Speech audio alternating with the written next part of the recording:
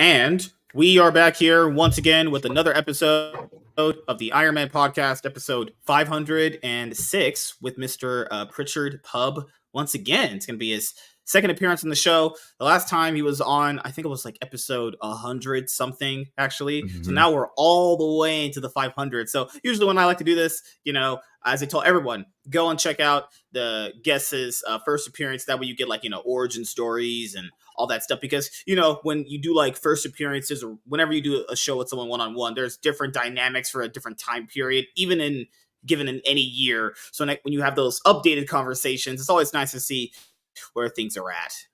I know. And as you guys know, for the IronMan podcast, since you're watching this on YouTube, most likely, I've told people go and follow me on Rumble. All the episodes for the IronMan podcast are in order there, from episodes 1 to episodes 499, because on YouTube we started putting up the episodes here at episode 500, because I at the end of the day, it's all that basically what it comes down to, everyone, is you got to get the show seen, and the show is not going to be as seen if it's only just on Rumble, because Rumble doesn't really have that many people that are there, despite everyone saying, well, yeah, you just got to go to Rumble, where it's like, yeah, you go there and you get some jank all views and jank all viewership there. So the show is here, but hey, the show will always be in order on Rumble, and you guys can always go check out the older episodes there. So, haven't talked to you in a while, man. What's been going on?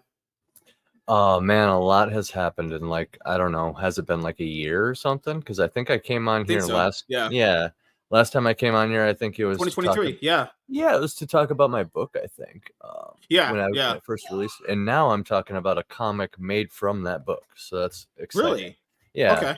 That shows kind of how far I've come here, because I ended up publishing that book, and I focused all the revenue from it onto the first pages of sequential art from Luke Stone Studios, which I was able to show Anvil Magazine, and they picked it up, and basically with those resources I was able to develop a 15-page preview, which is basically a proof of concept. I have it right here, actually. I have the comic right here. Cool. Yeah, so it is pretty nice to just be like, oh, there it is. There's what it's going to look like and stuff like that. Now, that said, I've also released an album, and I'm now the host of 2 of my own podcasts. I don't know if we launched. Yeah, you said Pritchard Pub was. I was Pritchard Pub when I came here the first time too, right? Yeah. Okay, so yeah, I was at least the podcast host for one show back then. Now I got 2 regular ones. We go Tuesdays and Thursdays. Yeah. So we'll start here, because a lot of changed since then. So that first novel you were talking about, it's done. You got it published. Okay, so how was the experience of that after it was done? Did you think about a lot of things that you could have did better, or were you just basically satisfied with the process overall? Surprisingly, the thing that developed the most was the book cover, because I've actually learned a lot about digital design since the last time I was on. Telling you and your listeners, the more you can figure out to do on your own, digital art, so you can make thumbnails, just for example, make your own font art is very, very useful. Just being able to whip up some really nice looking lettering, you know what I mean? But it surprisingly it was a lot of that stuff, and I think mainly that's because of the podcast, but I've been able to bleed over into multiple areas here. Okay, I need to learn how to make thumbnails for my podcast. Well, I can double that into making book covers, right? Or posters, or promotional material, So it's just been a lot of that. Surprisingly, I updated the cover twice, and right now the most current the most current one is a collage of inks from both Luke Stone and Mark Hatherley. It's I made it pulpy, it still has that plain white background, but it's just all the inks of a few panels, and I splashed some red spatters on there, to give it that pulpy look, you know what I mean? And on the back, it has a super simplified, like it doesn't even have a blurb on the back. It just says 3 tales in my world. Essentially, there's 3 stories. That's basically all it says on the back. Were you But I do it all satisfied? stylized. Were you satisfied with the sales of the book actually? For my considering it being my first book and like how short it actually was, even though there is 3 stories, Mhm, you know, it was I view it as well received. I got like a nice handful of very positive reviews that mhm, I can go into every single one of my reviews on Amazon and probably and pull a favorable quote out of all of them. And that makes me mhm, feel really good, especially when I was like putting together my press kit for like this tour right now. Um, it was nice to just be able to find a couple like good quotes out of like genuine. mhm. There's the reviews right there. You know what I mean? There's the quote. Yeah, and it's just it's been cool. But like, yeah, it hasn't. I kind of had a hunch since it's my first book, and I'm just kind of getting into it as like a writer. Well, not anymore, but like at the time, it, it, I realized that like people need a low barrier of entry to like get to know me essentially and develop some Mhm. trust. So like I figured short stories, right? Because it's like here's multiple stories from start to finish. Even though they're short, you can kind of see where I'm going with story creation and the types of characters I'm with. And like the thinner book, it's like respecting the reader's time. It's like Yeah. you don't have to commit to a book that's like, you know, like that in order to just get to know me really quick. You know, you can test the Mhm. waters on just one of these short stories, which are Yeah. each divided into their own scenes. So you can get to the end of a Mhm. scene and decide you've had enough or whatever, you know. But, yeah. That's what I've also thought was a good idea that people should start doing, to kind of, change up the format a little bit by how they, do these kind of things. Because it feels like everyone's just doing everything so standard. And that idea that you had, I actually like when authors sometimes just put out like creative anthologies of stories that they kind Right. of did want to do, but they weren't fully committed to going with the full thing because they probably knew it wasn't gonna, fulfill an entire series out of it. Those things are cool because it gives you just enough of what something good that might be out of it versus like, hey, let's just drag on this series, forever when it was only a 12-page monologue anyway. Right. You can see right here. These are my story seeds. Check this out. Mhm. These are just story ideas, brother. Look at this. It keeps going. It keeps going. Yeah, These not are a lot of all investment, just super simple. Yeah. this is all super dope shit too. I'm not Hmm. even tooting my own horn. Like it's just like anything that I'm just like, that sounds Hmm. cool. You know, I toss it. It keeps going. You see that? So like I know if other authors are like me, they have just an overflowing amount of ideas, right? The ideas are not scarce. Um, writer's block, I've heard a few people say, is just kind of like procrastination. But I mean, I can kind of see where like you've reached or like lack of planning is another way I've heard other people say, Hmm. like you haven't outlined enough or you're just procrastinating or something like that. But yeah, I do acknowledge that there is like just like creativity shortages. You know how we Hmm. can, as human beings, we can get depressed from time to time. It's just like you can get uncreative from time to time. I could see that, you know. Maybe you need like to just go Hmm. like shut your brain off for a few minutes or Hmm. whatever, a day or so. But yeah, I digress. Yeah, it's been a whole like journey, dude. Yeah, like the Damn, it podcasting feels like thing. once you've actually did it, it's just like, damn, I'm done with it. Did you feel super exhausted after the book was done and it sold and it went to people? Yeah, and I mean, it's still like I don't. I very much each of these projects that I do, I very much don't view it as like a finished thing. Like it's a closed Mhm, book, done over with type thing. mhm. I very much view that book like I made that and now I have that forever. And I view Yeah. my current comic campaign like the same way. Like that's why the goal of the campaign isn't to profit. It's just to finish that.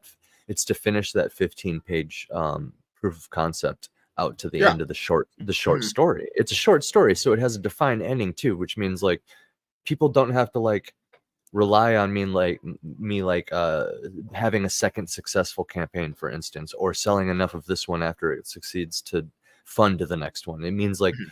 if I never make another graphic novel ever again, I will always have this one from Luke Stone that I can always sell.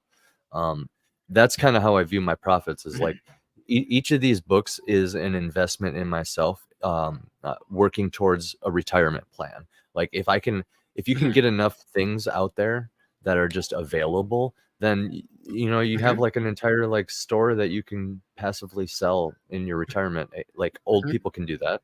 An old guy could sell books, like what the hell ever. That sounds awesome, So Because I if I wanted to get ask like, you about the podcast stuff yeah, before the comic book stuff. So yeah, this is what people don't understand about podcasts, and you would know because you do them. A lot of people don't actually get these things. Once you actually do a podcast, your mind changes on like a lot of things yeah, about how you just do content in general. Because like when people like look at a podcast, they're just looking at the end result, but that's all they're looking at. But yeah. and I don't know how do you on your shows do you have like a panel or whatever, or you just do it solo? I co-host with my wife on Thursdays, and Okay, yeah. we do kind of like a relaxed interview format, and then Okay. I have three other co-hosts on Tuesdays, which is right Okay. after this interview here. Okay. We kind of it's kind of like a bro hangout, but we shoot the shit, we do stay on certain topics that we agree to ahead of time, and we review Yeah. a movie every week. And if Yeah. and between the movie review and shooting the shit, if we can like sneak some relevant like cultural topics in there too, we try to. So it's like that's more of like a late Yeah. night show, so Yeah. I was gonna say that I agree with that kind of format. Is like people gotta understand, if you have a consistent set group of people that the audience gets familiar with, that's easier for them to follow along with like whose opinion is what versus like having a different guest every single week. Now, I'm fine with having a special guest on every week because that's person going to be on like once every like 5 months. That's fine. But if you're going to get yeah. people really invested in the people you're trying to get them invested into, have a consistent group. You said you have your wife on. You said Thursdays or Tuesday, whatever, and then the other one you have like just the boys on. You know, Mm-hmm. and if you have Yeah. someone special, it means something to have someone special on. But after that, you go And back to the regular guys. Yeah. in between the both and between both the shows, like we can both stay focused in our own ways, and it's Yeah. actually really fascinating because like me and my wife, she's always really interested in like other people's, like ladies are just like gravitated towards people more, you know what I mean? Yeah. Like They just do we're that. we're Yeah. I'm so quick to just be like, tell me about your book, like what's your Mhm. plot, like what are some characters, stuff like that, what you been up to. My wife is like, do you have any kids? Like right off the bat, she's like, oh, you married? You know what I mean? It's stuff like that, and I'm just like, this is Yeah. sick. Yeah. It's a Yeah, I good remember your dynamic. wife asked me, and it was like the first time you were on. She was like, "How old is he?" He looks like he's like 30, and I'm like 28. Getting there. Yeah. Yeah, but then with the boys too, it's like we maintain our own level of professionality. Like we review a movie every week, so we're cracking jokes and stuff and shooting the shit. But like Mhm. at the same time, all of us are kind of like, we got Evely Music, who's Justin. He's the new host of Iron Age Nights. Yeah, I heard about that. Yeah. He's like a musician, and like actually he takes like the background information of each movie very seriously. And like Bad Mhm. Sauce, he used to be in the military, so he's very structured already, and Mhm. like keeps us on task with topics. And Kahuna is just like Mhm. one of the best YouTubers I mean, honestly, that I've been able to, like, when you talk to the guy, he's able to just keep the Kuna, what's up, conversation man? going. Yeah, yeah. Oh, shout outs to Yeah. Kuna. What's up? Yeah. Yeah, and the boys. I But think yeah, another thing that I wanted to make sure I showed people when I was doing a podcast, I kept having these ideas of what I wanted it to be in my head, and then I never got it right until this one, because I went through several iterations. There was one that I did in long format before, but I had went back on some things that I told myself I wasn't going to do. But then I realized to myself, the show's supposed to be fun. And I realized to myself, how do you make a show fun? Well, you have to bring on people, not just yourself, because let's be honest here, we ain't doing this by ourselves. We ain't that interesting. yeah, We need people. yeah. Well, we got I, to bring I, on friends that are just as like us, but have enough different opinions to make it not only fun, but the audience you feel like it's natural. That's how you make a show fun. Even if you yeah, have different opinions about what you're talking about, as long as the audience can feel that it's genuine and it's people that genuinely get along and they're just having a good time, they resonate with that. You know? right, right. And people even with differing opinions, when you get them in front of each other, they tend to like just naturally search for the things that they can agree on. You know what I mean? Like when they know they're trapped in a room together, for example, like a podcast. I've seen this actually on Joe Rogan a few times where these people are very like, they should staunchly be against him, but like once they're trapped in the room with them, like physically across the room with them, they're just like all of a sudden normal, like just talking like normal people. You know what I mean? And that's just like a natural thing. Like human beings gravitate towards like things that we can relate on.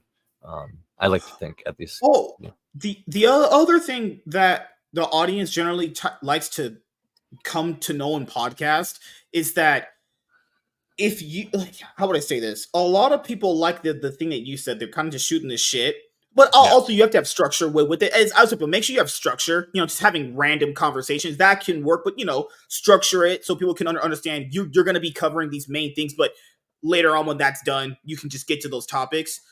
But the thing that I think a lot of people forget generally with podcasts is kind of understanding that, hey, that person's opinion is their own, and this is mine. Because when you do podcasts, I figured anytime I got in trouble after one, people always just lumped in what I said with everyone else, and it's like, what? I don't know if just being disingenuous or like, what the hell? they're trying to get you on a gotcha moment because it's like, okay, so your podcast said this because your guest said that on your podcast. Yeah, all the time. Happens all the time. Yeah. That's a gotcha. But more importantly, it's kind of implying like, hey, it's your responsibility to like put a stop to that and stuff. But it's like, hold on now. If the format of the podcast is just to have a casual conversation, it's not really my place to just like start stepping on somebody's beliefs. You know what I mean? No, hold on now. I heard this over here, so this is why you're wrong. And then now the whole podcast is about like how we disagree. It's like, how about I just let the guy have his woo idea that, maybe I'm wrong.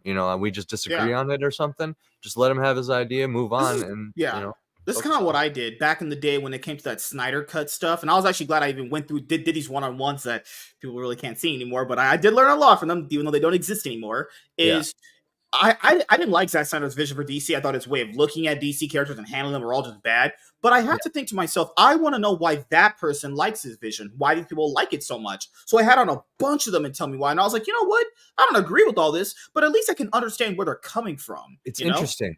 It's super interesting. Yeah. You learn a lot. Yeah. Yeah. You don't even have to agree. And actually what I figured it out is that if you hear the other side's thing, it even sharpens your own way of looking at stuff. Because if you're in an echo chamber too long, just things become kind of mundane and not fun. I like entertaining the other side's arguments. It's fun to know how stupid someone is. Because if I didn't know, if I didn't hear it, I would know how dumb people are. As Dr. Disrespects have happened today, and that was bad. That was really bad. Yeah, dude. Also, the thing you said about religion, I think I told you this last time. I'm not religious. I actually really don't care for religion all that much. I find the topic very boring, but I'm not going to like shit on someone because they're a Christian. I'm like, I'd be like, God, whatever, That's a good point. That's a very good point because it's like a religious person and likewise a non-religious person should still be able to get along unless it's like explicitly written in like, I would say, unless it's specifically written in the person's religion that they shouldn't associate with those people. But it's my understanding that most religious people do like to have the possibility open of like bringing their friends in on their beliefs or something like that. My whole point is like two people with conflicting beliefs like that should still be able to like get along, like because it's like they believe that like that shouldn't bother me too much, again, unless the beliefs state otherwise or something. But like, I don't know, just like being able to hear somebody's opinion on something shouldn't cause me to just like melt down, like all this stuff about like how we're putting feelings before like logic these days. You know what I mean? Happens a lot in other shows. I'll even peep other people's podcasts to actually hear like what they're saying because I want to know. And it's like, man, people are gouging their emotion on everything. It's like I did that back when I was younger, and I made so many mistakes doing that. And I realized to myself that I would have to, in order to see the best out of a situation, it's awesome to like logically look at the situation first to understand what the hell's going on. Like this Dr. Disrespect one I'm gonna go over on my main show after this one. That's the way you look at it. You have to logically go, okay, there's some problems here with all this content. I'm pretty sure you've seen it as the discourse on Twitter, not with Dr. Disrespect, the Star Wars stuff, right? back in the day when you were talking with your boys, you just shoot, after a band rehearsal, you just shooting the shit. You'd be like, "Hey, yo, dog, did you like the new show that came out?" And he'd probably be like, "Yeah," and you Exactly. talk about it. But in the conversation, not one person would bring up, "Man, you didn't like that black girl actress. You're a racist." It's like no one does that. No one still does that. It's just an internet thing, right? No one did that, right? No, I really not in fail to person. understand where it comes from. Yeah, they never did that in person. Like, and when they did, it was it was very much probably kind of more like how The Simpsons portrayed it, where it was like it's like the most extreme minority group of people who are Mhm, just extremely vocal, like comic book guy. You know what I mean? mhm. Where he can't Yeah, help yeah. he can't help but shout it at people. But it's like now everybody has turned into comic book guy on the internet, except they don't know anything about the origin Not of even these close. things, You know or what's they don't crazy? care. Yeah, The easiest tell is when someone says it's happened in the comics is all automatically the most casual tourist bullshit. Now I've told you before, yeah, if you're a yeah, casual, that's fine. But when you exactly. are trying to explicitly state that something happens and you say it happened because it's in the comics, I'll put this right now. There are comic books out there that are very, very badly written, like very badly written. But someone would say what happened in the comic books. That doesn't make it good. That doesn't even mean people even liked it in the books when it happened, right? We'll use an example. The Exactly. Fantastic Four female Silver Surfer. People like, well, what happened in the comics? Yeah, it did. You know what Once. happened to it? It's not the Well, majority. yeah. First of all, that was 3 issues, and that was 2012. So that's the all new, all different Marvel BS, which we know didn't sell well because they reversed it instantly. And the thing is, I imagine 90. I had to. I'm sorry. I don't really read Fantastic for all that much. Even I had to look her up because I don't know who the fuck that was. That means 99% of people had to look up that character because they didn't know who the fuck that was. Yeah. So only for a bunch of people to go, well, I mean, it happened, so it that many people liked it. Okay, Marvel so didn't like it. They swapped it out. yeah, for a reason. Why Yeah, would they? Why it would they? Did it not bad. sell Yeah, good or something? Did people damn. not receive it well? You know, like Might have been the sales might yeah. have been non-existent, invisible. Store It's owners almost probably were like, "Nah, I ain't buying that trash." yeah, exactly, dude. Yeah, yeah. But yeah, yeah, that's a good point, man. Like if you're gonna be accurate, you gotta be accurate, you know. Yeah, people will People always say that. People will always be like, "Well, it happened here." It's like, well, the problem here of that argument that people use is it's not that it's even disingenuous. It just has no context to it. Just because something happened, that person saying just that it happened doesn't even mean it was a good idea, a bad decision. Who wrote it? What was the reception for it? You know? I got a couple great examples here. Okay. Mhm. Are you ready? So Yeah. the most recent one is the War of the Rohirrim anime for Lord of the Rings that's coming out. They took Oh, okay. they took Helm Hammerhand's, I think it's his daughter or something. Don't give me I Mhm. mean, I have my Silmarillion right over there, but I'm not like familiar on the obscurities of like deep lore, and it's been a while since I even opened it, to be fair. But they took you've heard of Helm's Deep? You familiar with Lord of the Rings? Yeah, I saw the three movies and the Hobbit trilogy. It's the castle from the second movie, Helm's Deep. It's Yeah. so it's the dude that ancient castle's named after. So it's this Okay. old character, right? And his obscure like daughter or something, who's Mhm. literally the only line she has in the entire Silmarillion or the entire lore of Mhm. Middle Earth is she got married. Next, that's all they said. That's the protagonist of the new anime. So it's like what you were saying, like just because they have this idea that just because they can, they should. When it's really like just because you should doesn't mean just because you can doesn't mean you should, is the way I look at it. Doesn't mean you necessarily should. Another good example is the show. Well, because like think about that. You have to invent a whole bunch of your own lore around this character. Not only Mhm. that, not only that, it's kind of counterintuitive if the literal Bible of the world, the only mention of said character is that she got married, which means she's unremarkable. She did nothing. She did nothing with her life. She got married. That's it. That's it.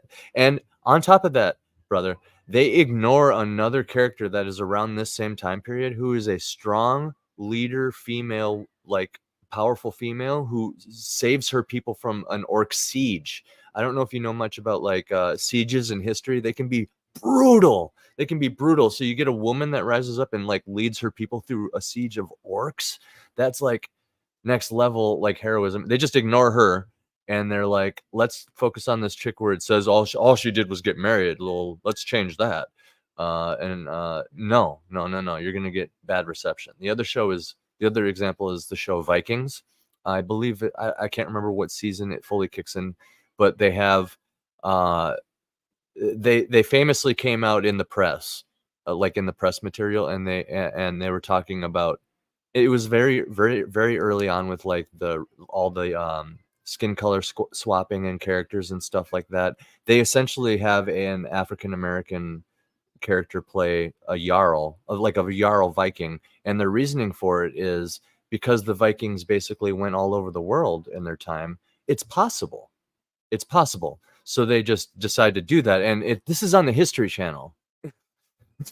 This is a show on the History Channel, so it's like I'm not saying like I'm writing, my comic is about, like the Vikings. I understand, like I'm Aren't not Vikings accurate either.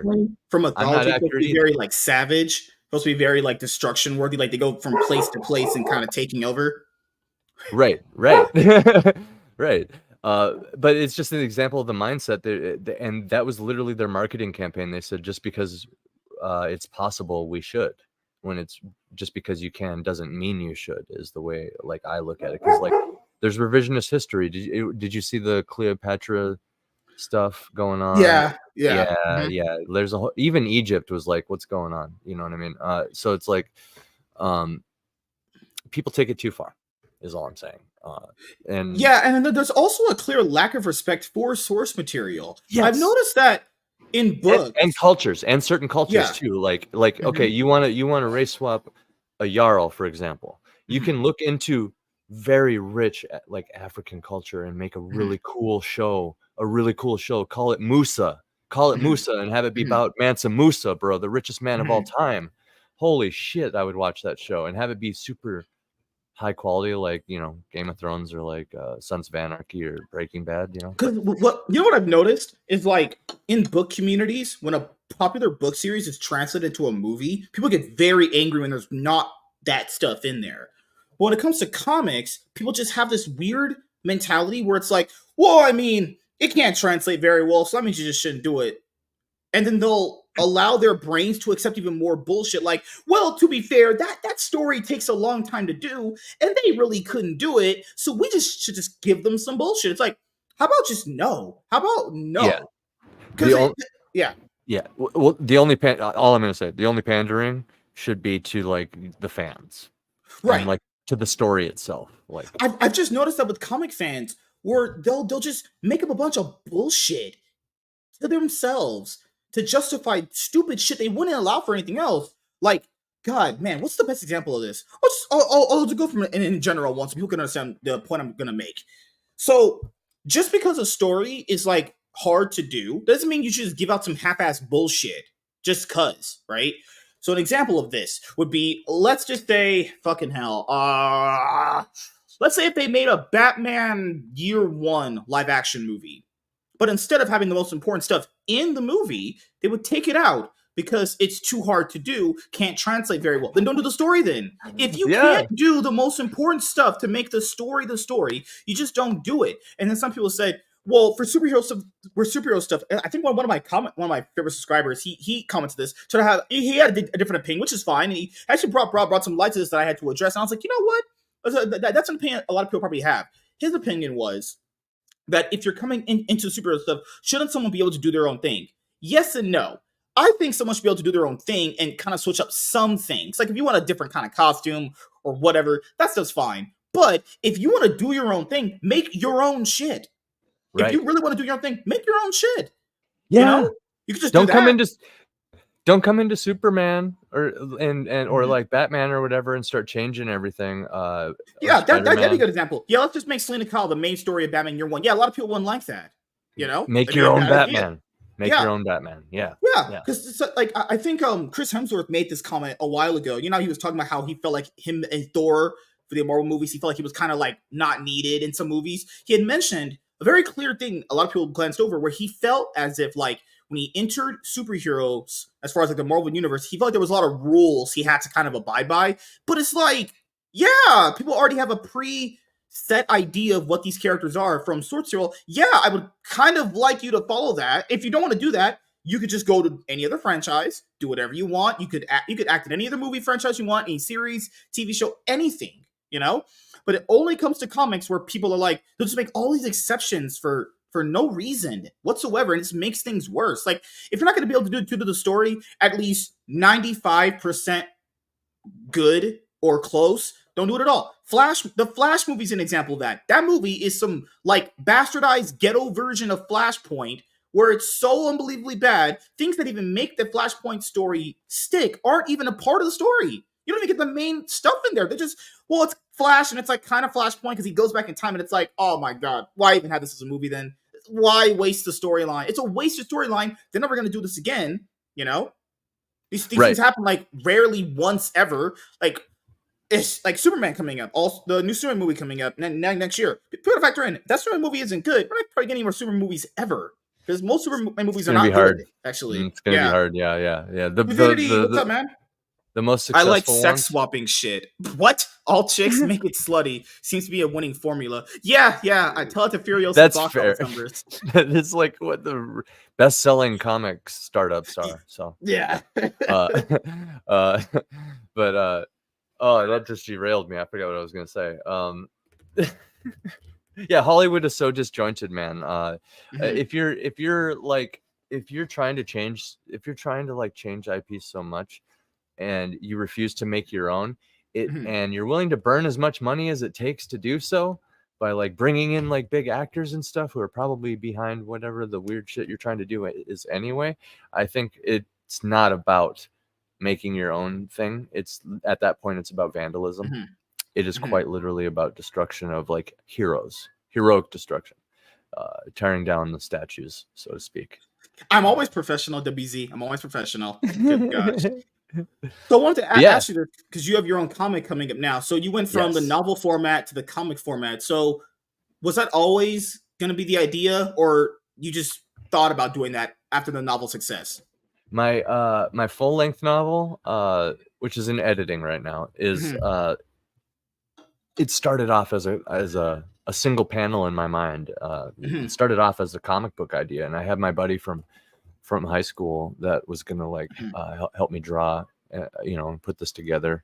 Shout outs to Josiah Letourneau. He did this right here, if you can, right there. That one, that's me as a Pokemon trainer. You can't really see it with the shadows, but he did that. His dad's an artist, Anthony Letourneau. Some people out there might know him just vaguely, but very, very good artists. Just like kind of the same style as your background here, like the Marvel look almost. Very realistic. But yeah, it started off as a single panel in my mind, and essentially over the years, that was like years ago, and over the years I decided I felt more comfortable, at least right off the bat, because of my own lack in like artistic talent or whatever. I decided just to stick with what I know, which I've been writing my whole life. Like words are easy for me, even my decade in music, I was a vocalist and lyricist. I wrote a lot of other people's parts too, so it's like I knew words and I could make the story happen. Not to mention, after meeting my wife and stuff, like the story just changed so much over the years. It just needed the nuance of writing. And I always planned on doing something. But after I finished the book, I sat down and I storyboarded the entire first chapter. I've always been a huge fan of like storyboarding and stuff, just because like I reviewed movies too. And like, just I'm so interested in movies in general. Having terrible eyesight has made movies one of the main formats for me to digest stories throughout my life. So like I storyboarded the first chapter after I finished the book, and I quickly realized that entire chapter is almost like its own graphic novel. And I'm just like, holy crap. So I started looking into it. I'm like, what's a thick book that is adapted that's going to have graphic novels?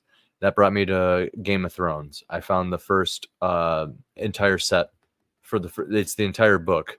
What it comes out to, bro, is like 4 or 5 books that are all 150 pages or something of just sequential art. Yeah. This dude had to have an empire first, and then he came back. He came back to the comics, because that's what it takes, man. Otherwise, you're doing campaigns like I'm doing, funded by people who believe in you, you know. So yeah, long story short, it started off as a comic when I storyboarded out that first chapter. It just opened my eyes to a lot of things.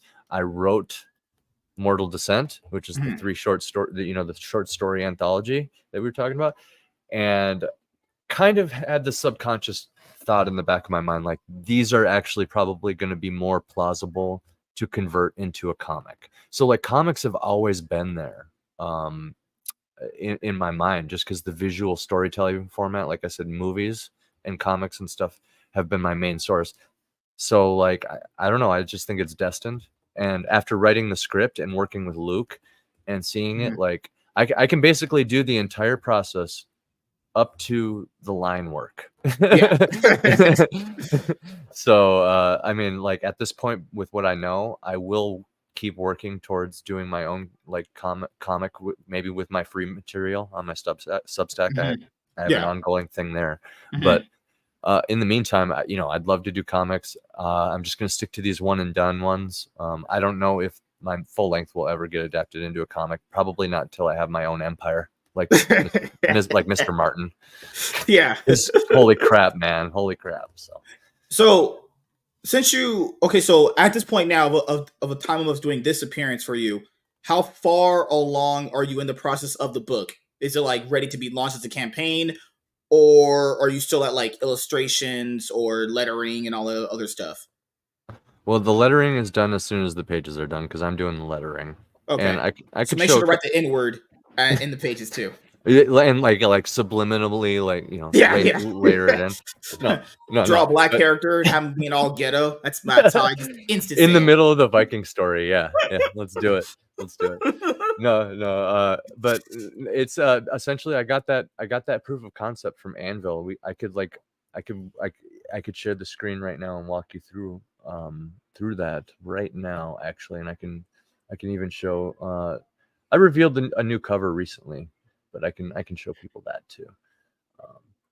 Um, but yeah, we got that, and the full script plots it out to be over 72 pages, and which is going to end up being even more. I actually estimate over 80 pages. I would not. I would be okay with 100, to be honest. I'm actually not in a hurry when it comes to the storytelling on here, because that lends itself to like my style. Yeah. I'm very like meticulous, like slow, like we're building, you know what I mean, and then the tension's released kind of thing. So here, I'll show you my cover C.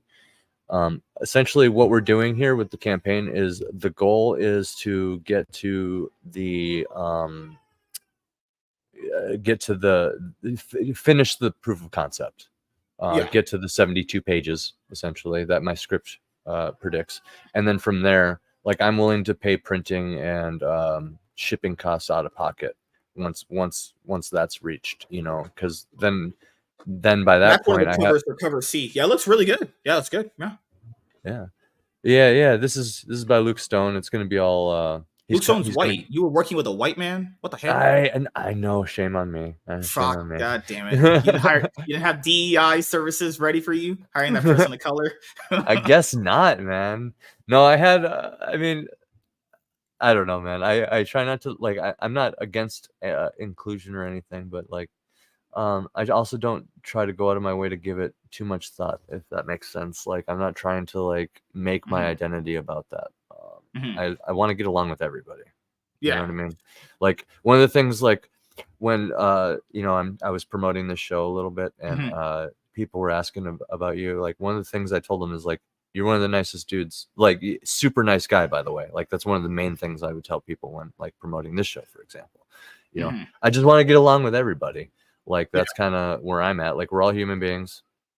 End of story. Like, merit. I believe in a merit-based society. Whoever's best for Okay. the job. Yeah. And Luke is really good for the job. Is the way is where I'm at. Him building Fun My Comic was a really good alternative. And people mention, well, there's not a lot of traction there. Well, he only just started doing it like less than a year ago.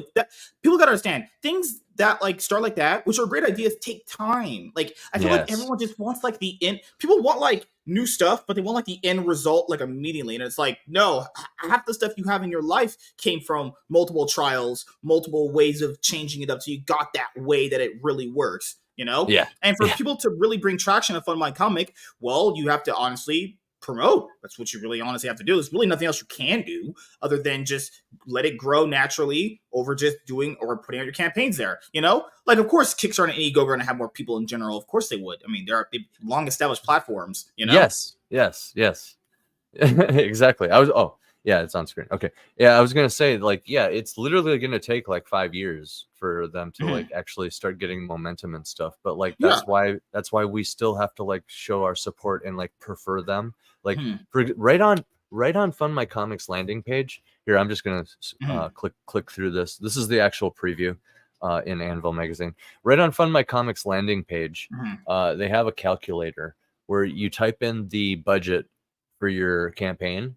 And they literally tell you how many hundreds or thousands of dollars you're saving by going to Fund My Comic, because they know everybody else's like platform fee.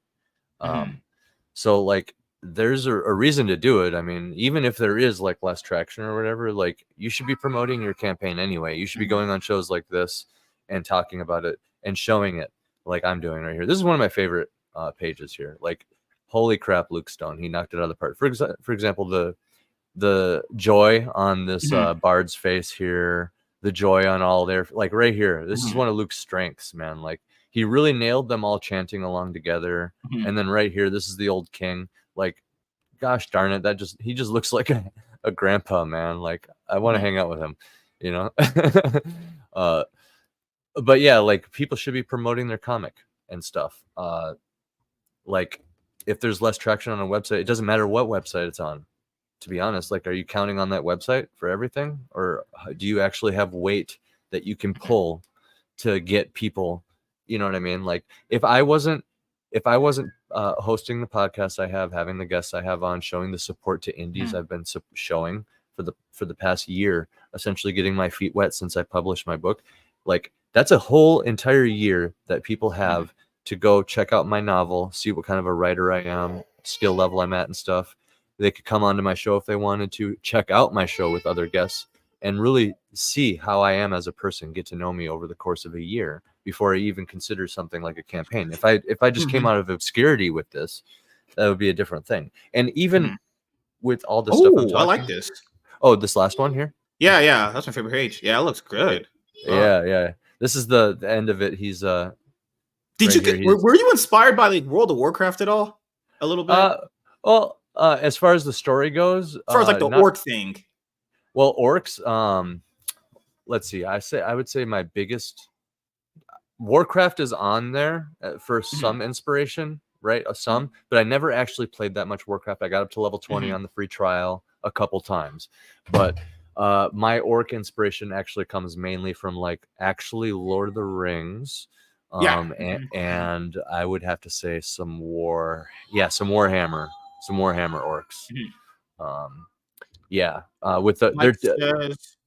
With Fun My Comic would be good if they had the Kickstarter audience. The bad thing is it's seen as a CG platform. Really? That's really? The word of mouth? I did not know that. I mean, I haven't heard that from people that I've heard use it actually, but the reason why Indiegogo and Kickstarter would definitely be able to push campaigns, or people would go there more naturally, because no one's really going to Indiegogo and Kickstarter just to be looking at fun like comics. Actually, they're going there for many other things, but then that big audience would trickle down in the algorithm and find those kind of things. But my comic doesn't have that yet. They just have right. If you're going to fund your book, that's it. And to be frank, a lot of the CG guys were the first ones to believe in it, because they saw somebody like Luke Stone, who's like a champion of indie, and or an advocate, and they can get behind that. Like, for as much of the opinions as that crowd does have, like they know a based attitude when they see it. It sucks if it's like labeled as something, but like that just means more people need to believe in it. Like one group. That just means one group is the predominant. You look at the most successful comics on there, it is some CG people, but that's just because they chose to back it and promoted it correctly. Like I said, to an extent. Like Mike it's cool. says we have a campaign going on right now. Kickstarter, we're over 25K. Oh, that's awesome, man. For my comic, we haven't even cracked $500. That tells you right there. Yeah. The audience there, it's going to be just like Rumble, and it's going to have to take time to grow.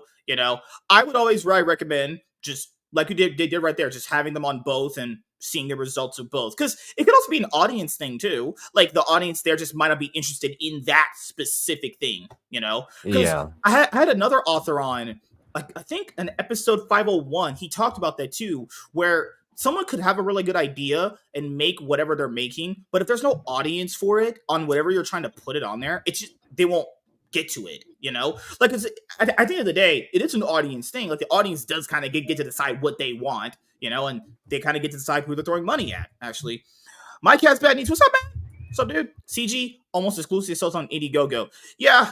There's the few here and there. Interesting. Yeah, it really just depends on which side of the aisle you fall on, because of what you're generally going to see out of like bigger creators too. Like Kickstarter, I would imagine that what you guys are doing is going to work there because hot ladies and boobs. I mean, I wouldn't like that. Just there will be orc muscle mamas. There's a couple badass babes in there. So. But like we're having like orgies with dragons or something. No, kicking dragons' asses, bro. Oh damn it! Ugh. Yeah. But my comic has less volume, but more reliable quality comics. Yeah. I know. What's his name? John Longbox. He's doing his on there. Actually, and I like Luke. I've had Luke on a few times on the show. Hope his stuff works out good. It takes time to build up any audience. Just because it doesn't look good initially up front, there's like not a lot of audience there to begin with. Doesn't mean it couldn't grow.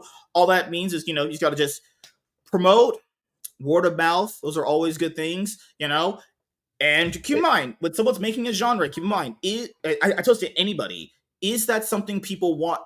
Is it something anybody needs, right? Because if that's not someone wants, then, well, sorry, It sucks. It's a passion project and it means a lot to people. But hey, if you're making shit no one wants to read or care about, then that's kind of the results you get, Right. Mm-hmm. Well, and to be fair, I laid out the 3 story ideas to Luke Stone, and he chose the Orc Vikings. I was like, do you want lizard people? You want reanimated human soldiers, or you want orc Vikings that fly? And he's like, oh, flying Vikings, bro. Let's go.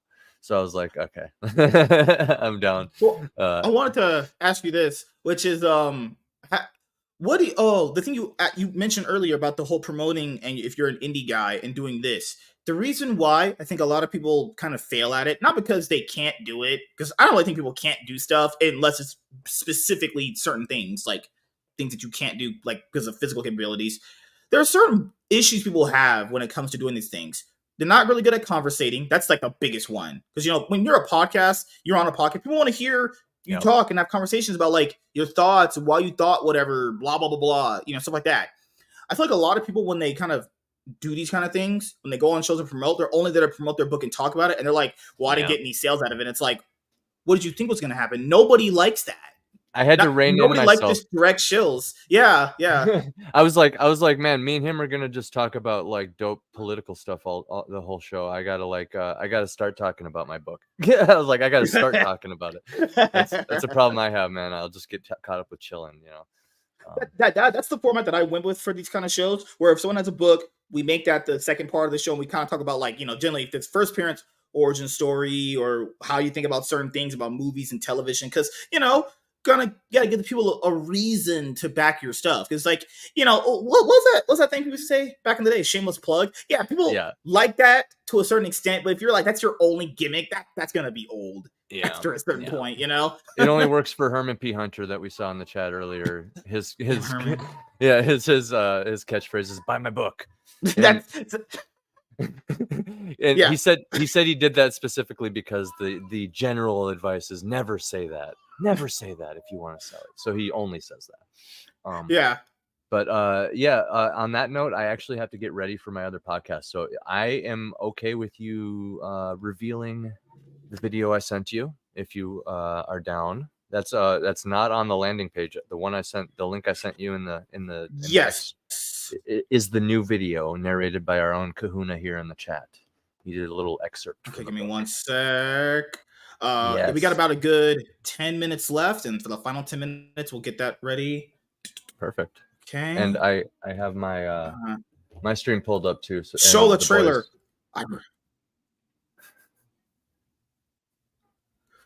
Okay, so this is A Saga. I wasn't subscribed yet. Let me just make sure I take care of that. Okay, Saga of Sunsets by Luke Stone and AC Pritchard. Let's go. Yes, sir. Yes, sir. Whew. All right.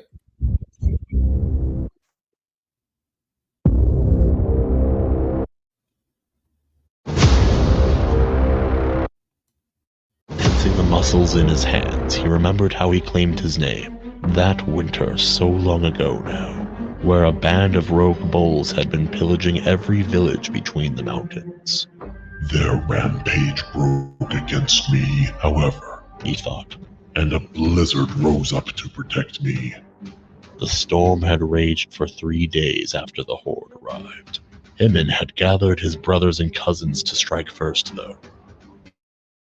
When the stars came out, most of the horde slept. The storm had broken, and Emin knew that was his chance. My cousin still claims I caved in their leaders faced with frozen fists. He grunted and brushed a numbinger across the remains of his nose.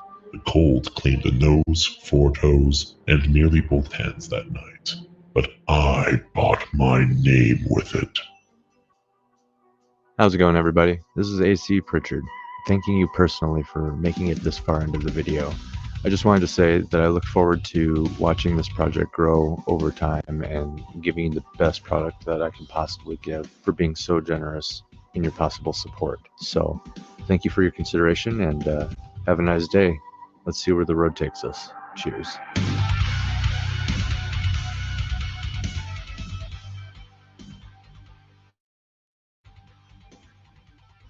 Yes, sir. So, yep, that was Kahuna doing the narration, and slapped that together. I made it a tighter video. The last one ran a little long, so. You look at the finished product right here, where it's gonna look like. Damn, that's gonna be a thick book when that gets done. Yep, 72 pages minimum. Like I said, that's not even counting splash pages and stuff. I think I'm gonna. Damn. I'm thinking about doing a fan art contest, which a lot of those might make it into, depending on how that goes. But yeah, this is, yeah, man. I'm planning on going hard, and the goal is to finish it. Profit comes. Do you have like you have a rough campaign funding goal that you're going to be looking for? Like what's like 5K, 3K? Roughly 7K will actually finish the chonker. It'll finish the thick boy. Really? Okay. I'm sure. That's pretty doable. Yeah.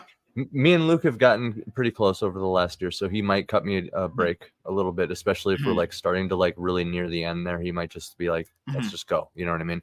But yeah, I think we got to get there first. If we pass the 5K mark, I'm sure he would be like, let's finish this, you know? So yeah, that's I have to update the landing page, but that's the soft goal is like 6-7K, and then from there it's just like I said, I'll do it out of my own pocket if that's what's needed. So I hope your viewers enjoy it. If you back it. That was actually one of the more cooler comic book trailers that I've seen, because generally when it comes to like comic books for trailers, I don't really check those out because they're usually always like the same shit. Yeah. Actually, that was pretty cool. Had a lot of cool narration. The music flowed with it. Very cool. Actually, the art was present.